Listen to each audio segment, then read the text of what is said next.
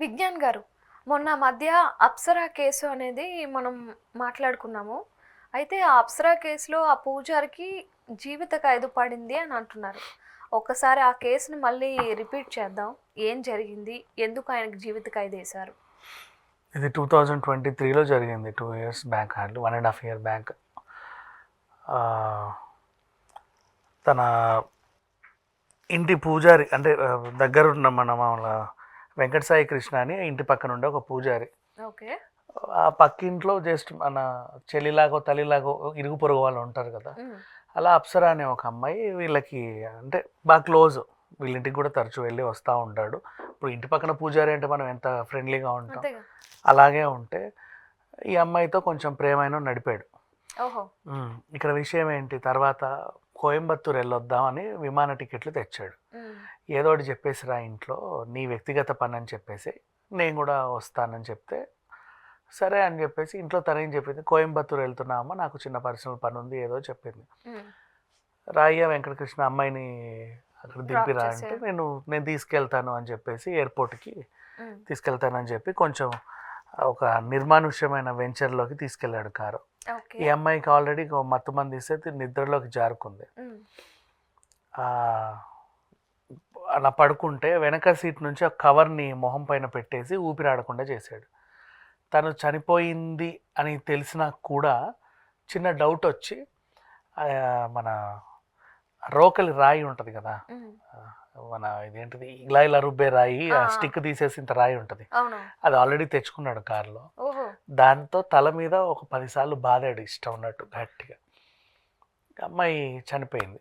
ఈ చనిపోయిన అమ్మాయిని ఏం చేశాడు, అక్కడ నుంచి కారులో తీసుకొచ్చి వాళ్ళ ఇంటి వెనకాల ఉన్నటువంటి ఒక మ్యాన్ హోల్లో పడేసి పూర్తి చేశాడు. చెత్త చెదారం అంతా వేసి తగలబెడితే ఒక మంట వచ్చింది, అయిపోయింది. అయినా సరే 2 days తర్వాత దుర్వాసన వస్తుంది. బాడీ ఉన్నప్పుడు వాసన ఖచ్చితంగా వస్తుంది. సో బా ఏంటిది దుర్వాసన వస్తుంది, ఇంకా ఏం చేద్దామని చెప్పేసి మళ్ళీ వెళ్ళి కాంక్రీట్ సిమెంట్ తీసుకొచ్చి దాంట్లో వేసి నీట్గా పూడ్చాడు. ఓకే. పూజారి ఇంటి దగ్గర అంటే గుడికి సంబంధించి ఏదో వర్క్ చేస్తున్నాడు అని చుట్టుపక్కల వాళ్ళు అనుకున్నారు తప్ప పెద్దగా ఏమి డౌట్లు రాలా. ఆ తర్వాత ఈ అమ్మాయి మిస్సింగ్ ఏమైందంటే లాస్ట్ ఇతనే తీసుకెళ్ళి దించేసి వచ్చాడు. నేను దించేసి వచ్చానండి, మరి కోయంబత్తూర్ వెళ్ళిపోయింది. కోయంబత్తూర్ వెళ్ళిందా? లేదు. ఎక్కడ డీటెయిల్స్ లేవు. ఇతన్ని కొంచెం గట్టిగా తమదైన పద్ధతిలో అడిగితే చెప్పేశాడు, ఇలా ఇలా శవం ఎక్కడరా అంటే అక్కడ ఇంటి వెనకాలనే పూడ్చాడు. కాదు, ఇదంతా పూజారి ఎందుకు చేశాడు అసలు? పెళ్లి చేసుకోమని అడిగింది ఆ పిల్ల. వీళ్ళకి ఆల్రెడీ ఒక సంబంధం ఉంది, రిలేషన్లో ఉన్నారు. నన్ను పూజారికి ఆల్రెడీ భార్య ఉన్నట్టుగా ఒక వార్త.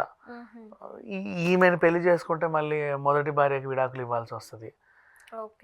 మళ్ళీ ఈ గొడవ ఏంటి మనకి, ఎందుకంత అవసరమా అనిపించి ఈ రిలేషన్ మళ్ళీ బయటపడుద్ది.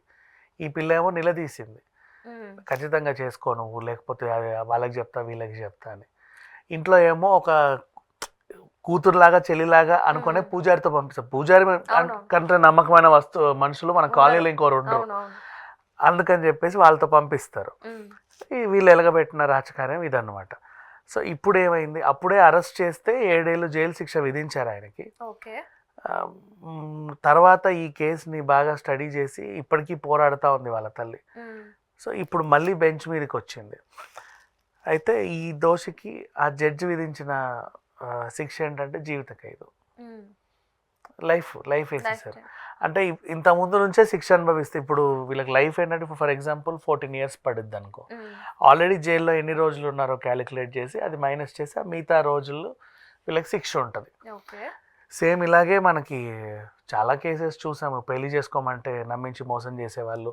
సరే నీకు ఇబ్బంది ఉంది అనుకుంటే దూరంగా పారిపోవచ్చు, పెద్దగా ఇంకేమైనా చేయొచ్చు, కానీ వీళ్ళని చంపేస్తున్నారు. అదే ఈ మధ్య కాలంలో మనం చూస్తున్నాం, అన్ని అవే కేసులు. ఇప్పుడు అక్రమ సంబంధాలు, చంపేయడం, ముక్కలు ముక్కలుగా. నిన్నటి మీర్పేట కేసు నుంచి మొదలు పెట్టుకుంటే లాస్ట్ ఈ అప్సరా కేసు అయితే పెద్ద సంచలనం అప్పట్లో. సరూర్ నగర్ ప్రాంతం అంతా కూడా.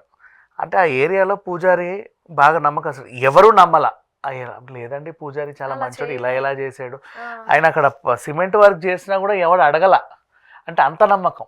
ఇప్పుడు మన ఆఫీస్ చుట్టుపక్కల ఏదైనా ఎవడైనా తవ్వి ఏదైనా చేస్తూ ఉంటే వాళ్ళ మీద ఒక నమ్మకం, ఏదో పని చేస్తున్నారులే అనుకుంటారు తప్ప అందులో ఏదో శవాన్ని పెట్టి పూడుస్తున్నాడని ఎవరు అనుకోరు.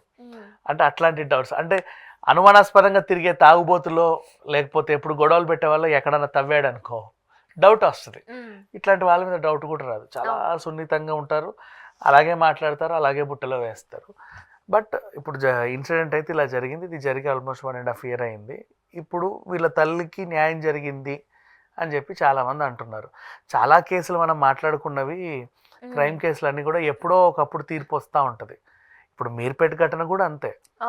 ఇప్పటికిప్పుడు తీర్పు రాలా, కేసు కొనసాగుతాం, ఛార్జ్ షీట్ నెక్స్ట్ ఇయర్కో ఆ తర్వాత మళ్ళీ మనం మాట్లాడుకుంటాం. ఖచ్చితంగా జీవిత ఖైదు పడినంత మాత్రాన వీళ్ళకి అది పెద్ద శిక్ష అని నేను అనుకోను. ఎందుకంటే నువ్వు ఒక ప్రాణిని చంపుతున్నప్పుడు, ముక్కలు ముక్కలు కోసినప్పుడు, మెడ కోసినప్పుడు వాళ్ళు ఎలా విలవిల్లాడతారు నీకు తెలీదా? ఇప్పుడు ఆ పిల్లని నువ్వు నెత్తి మీద పటాటపాట అలా కొడుతున్నావు ఒక రాయితో, ఆ ప్రాణికి ఏమనిపించి ఉంటుంది?